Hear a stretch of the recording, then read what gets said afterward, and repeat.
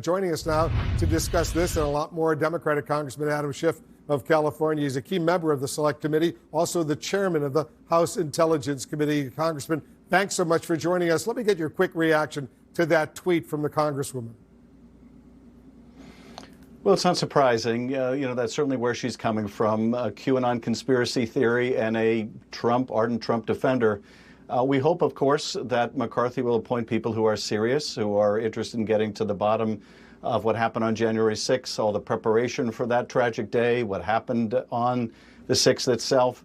But I fully expect that Kevin McCarthy will do whatever Donald Trump wants him to do. I just have to hope that's not putting on people who are fundamentally unserious and basically conspiracy theorists. I wonder what you make of McCarthy actually making the pilgrimage to Bedminster to visit Trump yesterday as he's poised to make his selection for the January 6th committee. Well, it's reminiscent of the pilgrimage he made to Mar-a-Lago just shortly after the insurrection. There was a fleeting moment of conscience where he recognized the president's role in inciting the insurrection, but that quickly gave way to personal ambition. He felt the party's future was with Donald Trump. That's where he wanted to make his future, so it's not surprising he would again make his way to kiss the ring and show his fealty to Donald Trump. Do you expect that McCarthy will avoid appointing firebrands, let's say, like Representative Green or Matt Gaetz, since Speaker Pelosi, she does have the power to veto his picks, right? She does. Essentially, he has the power to advise as to what members he would like to see, but ultimately it will be the Speaker's decision. I don't think he'll be as obvious as that. I think he will put on staunch defenders of the president, but probably not be as obvious and subject to criticism for putting people on like Marjorie Taylor Greene.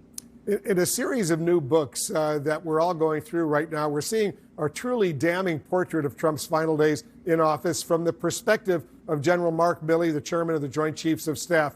Would you like to see Milley called to testify before the January 6th Select Committee? That's a decision we'll make when we're fully comprised of members and have a chance to organize and scope out the investigation. But look, we want to look into everything that went into that day, the efforts to overturn the election, the efforts to perpetuate, the former president's position in office. If that contributed, as we know, it certainly did in part to January 6th.